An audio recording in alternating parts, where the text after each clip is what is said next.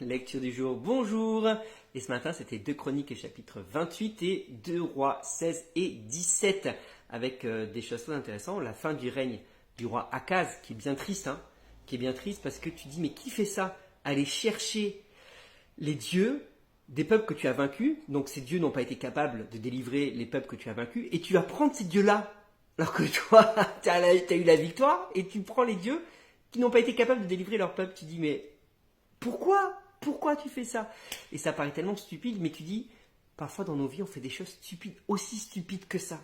C'est facile de pointer là, parce qu'on voit direct les conséquences, mais parfois on fait des choses aussi stupides que ça. Donc attention à nos actions, attention à ce que nous reproduisons, attention à qui nous imitons, attention à qui sont nos modèles.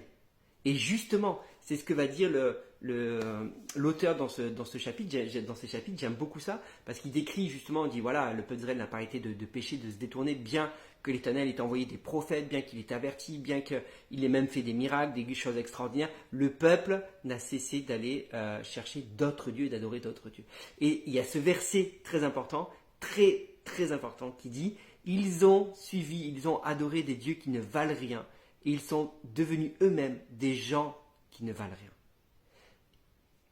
Et j'ai envie de te dire, dis-moi qui tu suis et je te dirai ce que tu vaux. Dis-moi qui tu suis, je te dirai ce que tu vaux. Combien c'est important. Aujourd'hui, on est là parfois à la course aux followers, et même on suit des gens. Il y a des gens qui nous suivent, on suit des gens. Et qui sont ces gens que tu suis? Quelle est la valeur de ceux que tu suis? Parce que forcément, ce que tu suis va influencer, c'est le but, va influencer qui tu es. Donc si tu veux pas devenir quelqu'un qui ne vaut rien, suis des gens qui ont de la valeur. Comment trouver des gens qui ont de la valeur? Est-ce que ce sont des gens qui ont des bons principes? Est-ce que des gens qui suivent ce que la Bible enseigne? Parce que la vraie valeur, tu la trouves dans la Bible. Les vraies valeurs, tu les trouves dans ce que Jésus va enseigner, dans ce que la Bible, dans son ensemble, va enseigner, dans ce que Dieu nous demande. Là, tu trouves la vraie valeur. Là, tu trouves la vraie valeur. Donc, ne suis pas n'importe qui et n'imite pas surtout les gens qui ne valent rien, parce que tu vas devenir toi-même quelqu'un qui ne vaut rien. C'est ce que la Bible enseigne. Il y a la démonstration par A plus B. C'est mathématique. Tu suis des gens qui ne vaut rien. Tu imites des gens qui ne valent rien. Toi aussi, tu vas devenir quelqu'un qui ne vaut rien. Et j'imagine que c'est pas ce que tu veux. Donc, suis la parole de Dieu. Suis les enseignements que tu trouves dans la Bible et applique-toi à imiter les gens qui ont de la valeur. Voilà, tout simplement. D'ailleurs, c'est ce que va dire Paul. Paul va dire, imitez-moi comme je suis moi-même imitateur de Christ. Donc, suis des gens qui sont eux-mêmes des imitateurs de Christ si toi-même tu veux devenir quelqu'un qui a de la valeur. Ça, c'est la première chose. Deuxième chose qu'on apprend à la fin de ce chapitre aussi, c'est d'où viennent les Samaritains.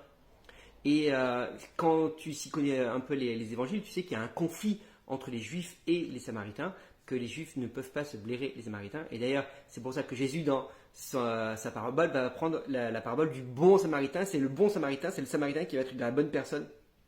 Et c'est un scandale à ce moment-là pour les Juifs, parce qu'il y a ce conflit-là. Et d'où il vient ce conflit? Il vient de là. Tu le sais, quand le peuple a été déporté maintenant, ils ont rapporté des gens en Samarie qui ne connaissaient pas Dieu et qui vont se mettre à suivre Dieu uniquement pour ne pas être dévorés par les lions. Dieu va leur envoyer des lions parce qu'ils ne suivent pas. Et donc, ils vont comprendre que là, on ne suit pas le Dieu de ce territoire correctement. Donc, on va se mettre à le suivre uniquement pour ne pas avoir de problème. Mais ils ne vont pas abandonner leur propre Dieu. Donc, ils vont adorer leur Dieu, plus adorer le Dieu d'Israël pour ne pas avoir de problème.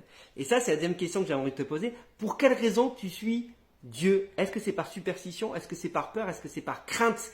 Tu dis, ok, je vais quand même aller à l'église en temps, je vais quand même avoir une Bible sur ma table de chevet, ça va me protéger du mauvais œil, du mauvais karma, ou je sais pas trop quoi, mais à côté, tu continues à faire tes propres affaires. Non, ça marche pas comme ça.